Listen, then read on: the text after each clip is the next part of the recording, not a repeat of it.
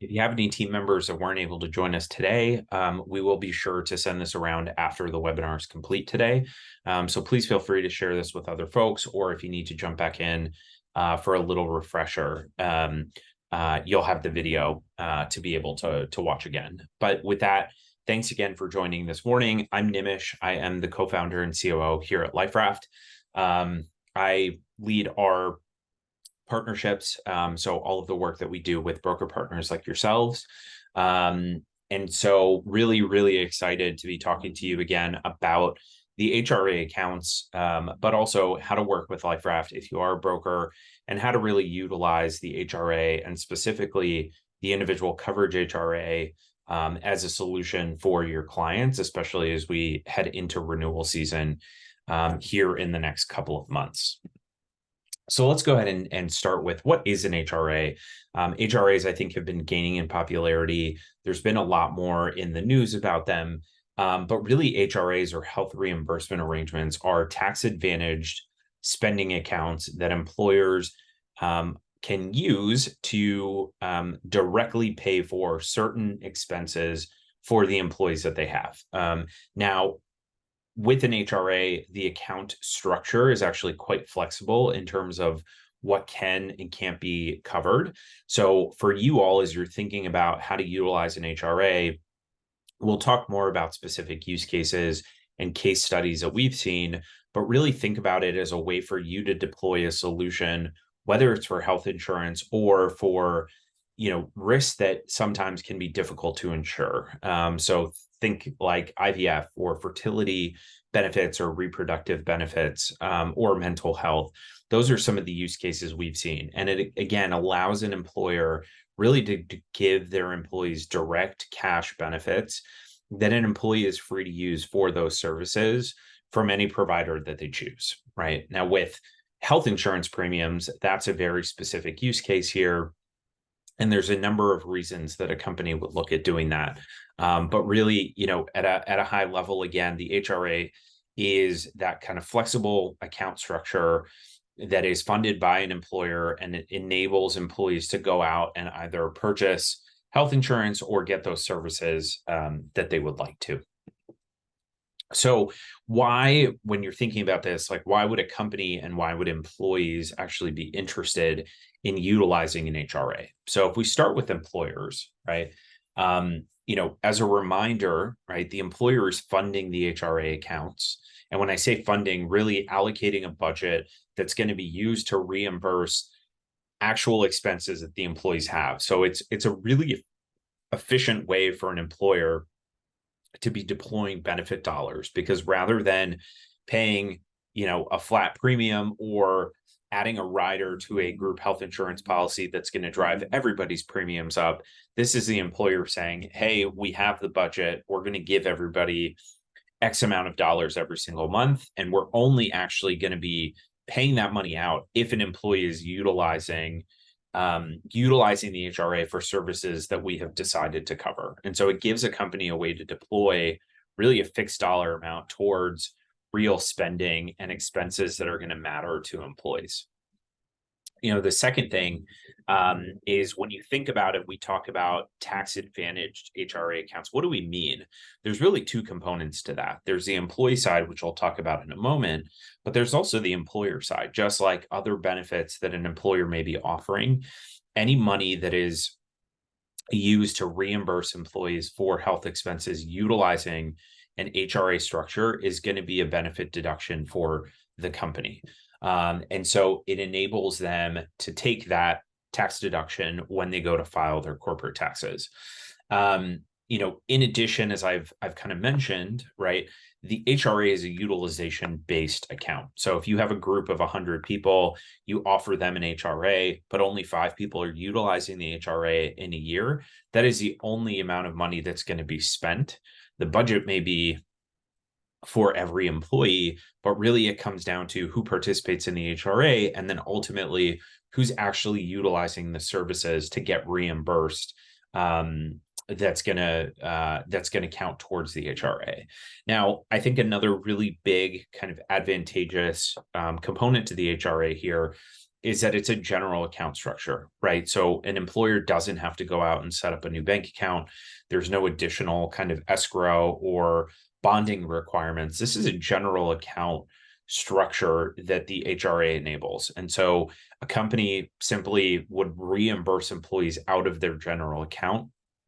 And now with our platform, and I will talk a little bit more about this, we also ensure that all of the ledgering and accounting is housed separately and really detailed for any of the employers that are utilizing an HRA. So although it may be a general account structure, which makes it easier for them to establish, it's also with the Liferaft platform really easy for them to maintain the correct reporting and requirements that are going to be needed as they go to file annual taxes and when they look at that annual benefit deduction. So again, for employers, right, this is a way for them to design a benefit that could be really, really valuable for their employees, but do it in a way where it's completely utilization based. And so rather than having to spend, let's say, for a subscription service that maybe not everybody's going to use, but you're going to have to pay for all of the seats, this is a way for an employer to say, hey, this is our budget. This is what you're going to get. Anybody that utilizes will get reimbursed. So that's the employer side of it. What about the employee side? Now, I mentioned tax advantage from an employer's perspective. Let's talk about it from an employee's perspective. I think the really, really attractive and strong point here of the HRA is that these are tax-free dollars that employees are receiving. So when we think about tax-free, what does that mean? If you have companies that are doing a stipend today, for example, and not through an HRA, that stipend is actually going to gross up your employee salaries. And that means they're going to pay higher income taxes when they go to file their W-2. With the HRA, reimbursements are completely tax-free. They are not reported on the W-2. And so for an employee, it is a really, really, again, valuable way for them to receive benefit dollars from an employer. One, because it's tax advantage, but number two, when we think about it, it's real dollars to spend, right? They know exactly what their budget is, whether you have a company utilizing an HRA for health insurance premiums, or you have a company utilizing it for, let's say, fertility benefits. Every employee is going to know what's available to them and how they can actually utilize that money when they go get their care. And I think, the third bullet point's a really powerful one. When we think about, especially, utilizing an HRA for mental health or fertility or reproductive care, one of the things that we see a lot of employers have a challenge with when deploying other solutions for those specific use cases is oftentimes employees are going to have providers that they already would like to go see for any of those services.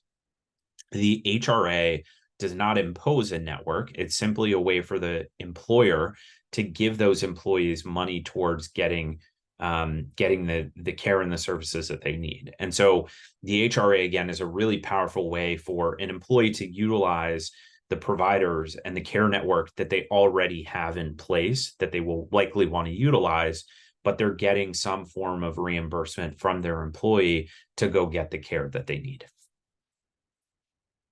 And I should have mentioned at the beginning of this, there is a Q&A functionality. If any questions come up as we're going through the materials, please drop them right into the Q&A. I will be happy to answer them as I'm going through the materials. But also, if there are any questions, feel free. I'll save some time towards the end after we've been through the presentation today. Would be happy to answer any questions that come up. So, when we talk about HRAs and the types of HRAs, what are those and how do you really utilize those for any groups that are going to be clients of yours? We'll start with the standard HRA and then we'll talk about the next two. A standard HRA is really meant to help design those coverages and cover those expenses that, oftentimes aren't going to be, it's going to be difficult to find an insurance product for them, or oftentimes don't have great coverage through a major medical plan. These are for groups that want to continue with their major medical plan, right? They're on a group plan. They're happy with their group plan. They're happy with the pricing of their group plan, but they've heard from a lot of employees that they want IVF has been a very, very big use case for us recently. Employees want some level of coverage towards IVF. With a standard HRA, it allows a company, and you as kind of their broker, to give the solution to employees. Again, every employee is going to get some reimbursement limit, either on a monthly or an annual basis, to be able to seek those the IVF services that they need. Now, one thing to keep in mind is a standard HRA for this type of coverage can only be deployed alongside a group health insurance plan. So your groups are going to have to continue to be enrolled in group health coverage for them to be able to offer a standard HRA, sometimes called integrated HRA, alongside the health plan. Another big use case here, has been for companies that maybe want to continue to stay on group health insurance plans, but are looking to really move, due to cost potentially, move the level of coverage down so that they're incentivizing people really to purchase, let's say, a high deductible health plan. HRAs can be designed to work alongside high deductible health plans and help cover some of the out-of-pocket maximum cost that an employee might bear. From a company's perspective, what it's going to do is likely lower their overall cost, right? Because your premiums are going to come down on the group health insurance, but it gives them another, really flexible way to be able to manage benefit costs, but still offer a rich package of benefits. Two quick notes on the standard HRA. There are no federal limits. So when thinking about how much companies want to offer to their employees for reimbursements, there is no limit on what that number can be. And the last thing to keep in mind here is, again, a standard HRA is not going to be utilized by employees for purchasing individual health coverage or health insurance. It can't be used towards health insurance premiums. It's really only going to be limited to those things that would sit alongside a group health coverage that's already in place.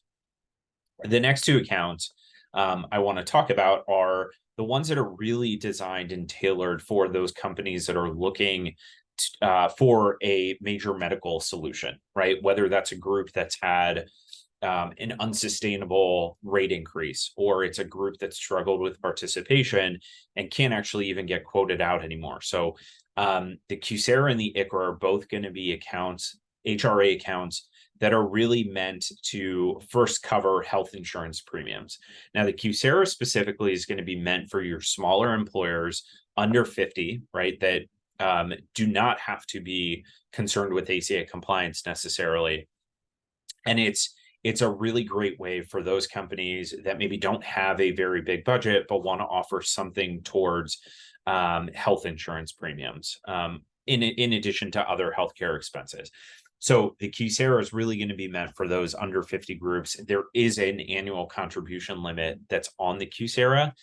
And so that's really something to keep in mind there. Is it's really going to be better for those companies that are probably limited on budget and aren't necessarily concerned about ACA compliance, because they're going to be under that 50 FTE limit. The ICHRA, or individual coverage HRA, is also a HRA account structure that is utilized primarily for health insurance premiums. And so a group is going to offer every single employee a reimbursement amount that it can be used towards their purchase of individual coverage, whether that's on exchange or off exchange. It does a few things, right? Number one, it allows an employee to go and actually select a plan that is local to them and their zip code from the exchange, or again, off exchange. But the really great thing about the HRA and the ICHRA is, number one, there are no size minimums or maximums on the ICHRA, right? So your large groups can actually utilize an ICHRA, and it allows the employer to determine what the reimbursement limits are going to be. Now, with your groups that are going to be 50 and over, there are certain things that we have to think about when designing a reimbursement limit to ensure that they're ACA compliant. However, the ICHRA as an account structure can be designed to be ACA compliant, both for the Schedule A and Schedule B penalties. Now I'll just briefly mention expected benefit HRA. That is it's similar to the standard HRA. It's generally going to be utilized for things like dental or vision, or other short-term insurance solutions. And so there are annual limits on that. We've really seen most groups utilize a standard HRA rather than the EBHRA. But there are some limited instances in which an EBHRA could be useful for an employer. So, we're going to talk a little bit more about the ICHRA specifically here in a couple of slides, but I want to address first for brokers, how do you actually work with Liferaft and use the ICHRA to generate revenue, right? One of the common concerns, understandably, is if I have a group today and I'm offering them and providing their group health insurance, that is a pretty meaningful revenue stream for me as a broker, which we understand. And so what we've done with Liferaft is actually design, our platform is meant to be your solution that you can utilize with your employers.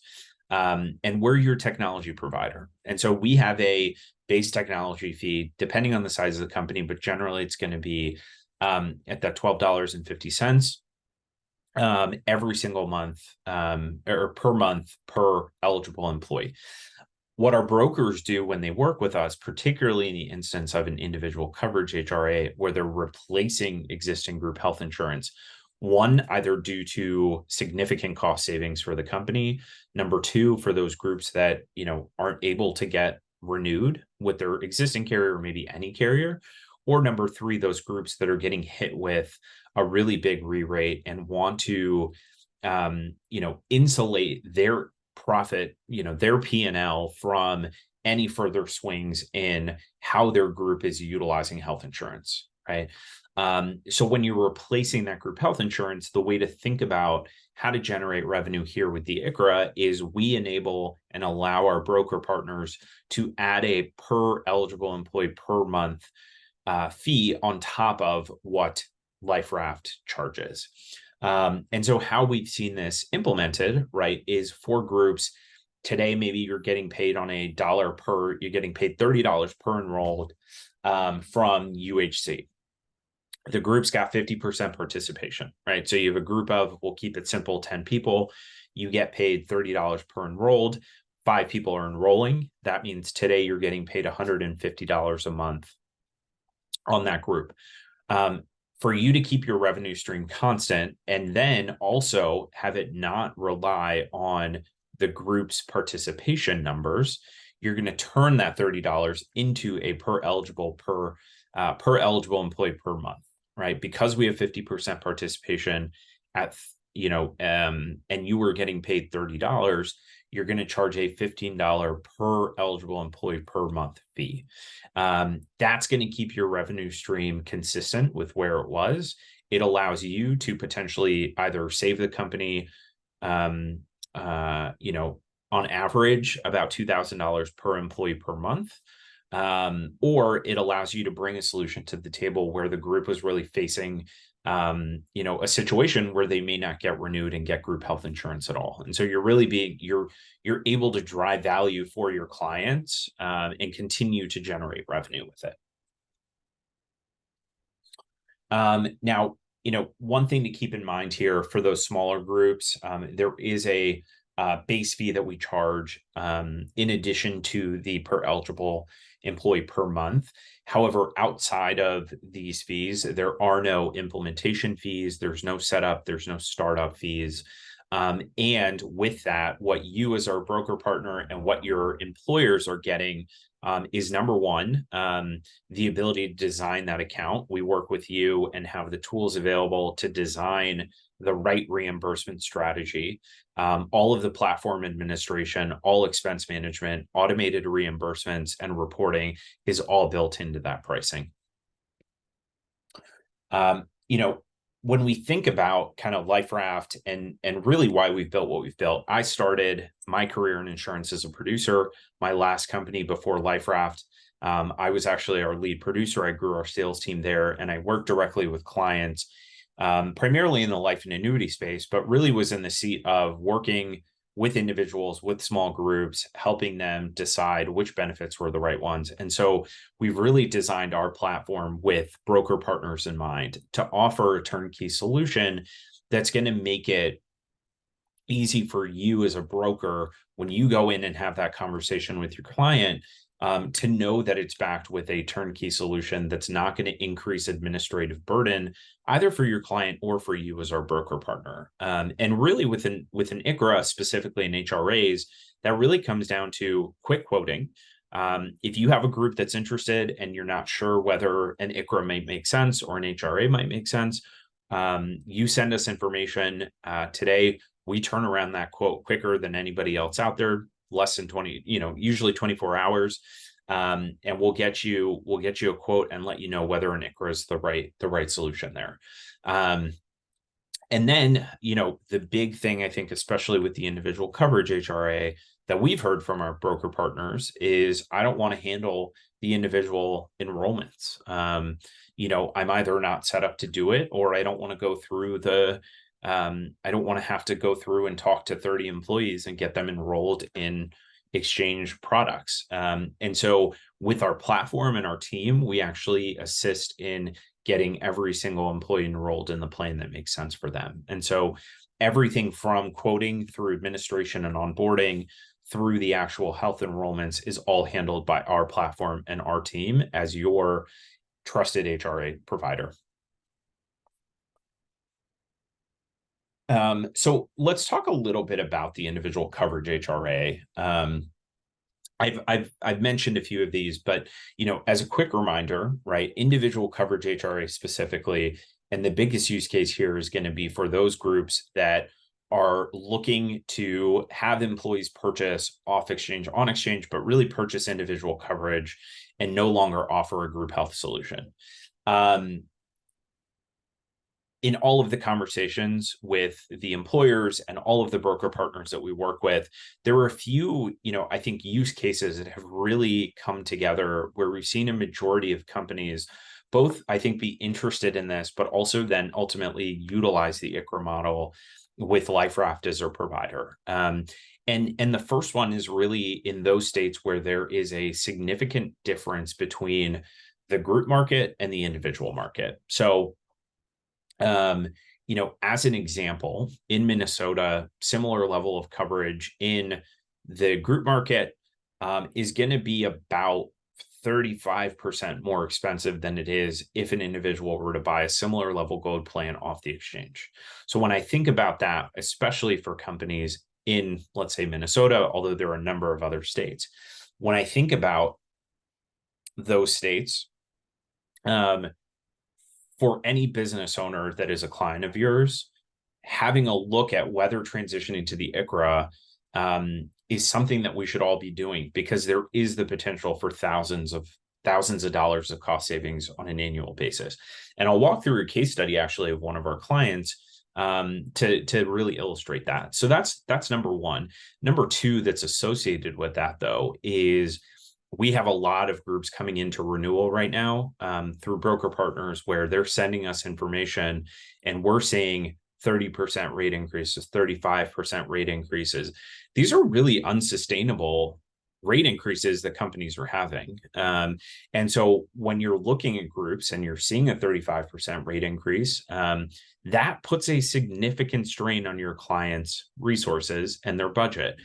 And so an ICHRA can really be an option for you to be able to deliver a really good health solution, right? Where people are going to get coverage, but also drive meaningful savings for your groups that are facing double-digit rate increases. I was just talking to a broker yesterday, group of about 130 people. Participation is a bit low on that group.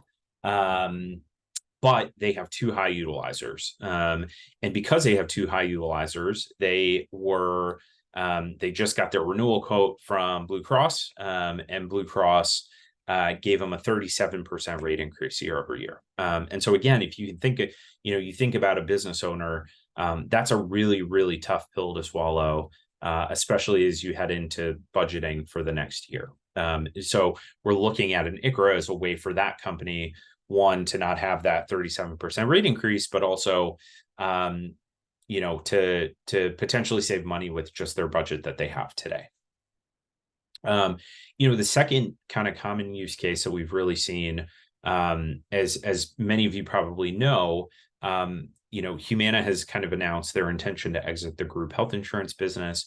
The broad implication of that, though, is Humana was, I believe, the only carrier out there that didn't have minimum participation requirements on group health insurance. And so we are actually seeing a lot of groups this year through broker partners that are struggling to even get a renewal quote or get quoted out. And it becomes really, really challenging when you have those groups that are hovering right around 50 lives, maybe a little bit larger, but don't have the highest participation, right? In that case, you could look at the small group market, but now you're going to individually underwrite. There's going to be age rating. The ICHRA becomes a solution for you to deploy as their trusted broker to say, you know what, we don't have to worry about participation. You don't have to worry about getting that group quote. The ICHRA is going to give you a way to get everybody health insurance and do it in a way that's sustainable for you as a group. And whether 5 people take it or 30 people take it, for you, you're not going to have to run into the same issue again next year when renewal time comes around. And the third big use case that we've seen here is remote teams, right? So obviously, with everything that's happened over the last several years, we've seen a real rise in remote teams. And one of the challenges that remote teams have is for employees that are not based in kind of the home office, they're utilizing usually one PPO option that's available in the domicile state. That's not always going to be the best solution for them based on the network.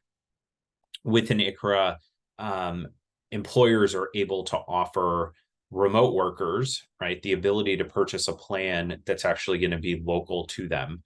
And so networks are going to be better. Doctor availability is going to be a lot better. And so it's a way that people have really utilized the ICHRA to provide more local benefits to their remote teams. Great. In terms of, ICHRA requirements and features, as I mentioned, available to employers of all sizes. ICHRAs can be designed for companies that have one employee. They can be designed for employers that have several hundred employees. One thing to keep in mind is for employees to participate in that ICHRA, they do have to be enrolled in an individual plan. Again, that can be on exchange or off exchange, but it does have to be an individual plan. No minimum enrollment requirement, right? So whether, again, one person takes it or 2 people take it in a large group, that still enables and does not preclude a group from offering the ICHRA as their health benefit. And then lastly, the reimbursement limits are really in the hands of the employer. And so as you think about, year over year, it gives an employer the ability to really contain costs far better than in the group space where, they're really subject to whatever rate increase is coming from the carrier. Great. So, how do brokers utilize this today? There's really 3 steps: designing, right? So based on your groups and what their goals are, we work with you to design the right HRA, both account structure, but also reimbursement limits. Our platform then is utilized to actually implement onboarding the employer, onboarding all of the employees. We have employers connect bank accounts. We have employees connect bank accounts. That enables our platform to manage and handle all of those real-time reimbursements that go out. And then we provide a platform for employees to request reimbursements and for employers to really understand what's happening with their HRA accounts. And I'm going to go ahead and skip over a couple of these, but I did want to talk about this last slide here on a case study. As I mentioned, I mentioned Minnesota briefly on why companies would look at utilizing an HRA and where is an individual coverage HRA useful. So I want to talk a little bit about a client that we have. It was a 35 person company based out of Minnesota. They had been on a Blue Cross Blue Shield level funded plan. They went into renewal season last year and were facing the challenge that a lot of people are, 35% rate increase. They were looking for a way to provide good quality coverage with a good carrier, but really do something about the costs that just continue to inflate year over year over year, no matter what they did. And this group was on Blue Cross. They had switched from Health Partners. They had switched from another carrier the year before. So they were really trying everything that they could with their broker. When we looked at the ICHRA, priced it out, designed a benefit structure, the employer, which they then utilized, the employer saved $144,000 a year when compared to their level funded Blue Cross plan, which is very, very meaningful savings for a company of 35, right? When you're saving $144,000 a year, there are so many ways a business owner can deploy that. But I think what was further and really, really encouraging about this case study specifically is when we looked at the plans that the employees actually ended up enrolling in through the exchange, half of them continued with Blue Cross Blue Shield, and half of them actually switched back to Health Partners because they actually liked that network better, and the doctors that they preferred to see were in the Health Partners network. And so not only was the employer saving money, but the employees were actually getting plans that they were happier with because it was a better fit for their needs. The other thing here is when we looked at on a percentage basis, hey, for, what the company was offering in terms of meeting, they were covering, I believe it was 60 or 65% of premiums for employees. They actually kept that number. We were able to help keep that number consistent. And actually, it ticked up a couple of points when we looked at moving over to the ICHRA. So again, employer saving money. The employees are still getting on a relative basis the same amount covered towards health insurance. And people are happier because they're able to select the carrier that's a better fit for their needs. And lastly, the company had an HSA program in place, and they actually continued with that HSA. And about 35% of the employees wanted to continue receiving HSA contributions and selected an HSA compatible plan from the exchange. And so, this I think is a really, really kind of stellar case study of all of the different ways that an ICHRA can be incredibly valuable for your clients out there. And I'll skip over the last one, but that's what we've got. Again, I really appreciate everybody joining. If there are, any questions, would be happy to answer those now. As mentioned at the beginning of the call, we will be sending around a recording of today's presentation. So if you have them team members that weren't able to join today, or you'd like to go back through and get a little refresher on what we covered, you will have access to that recording.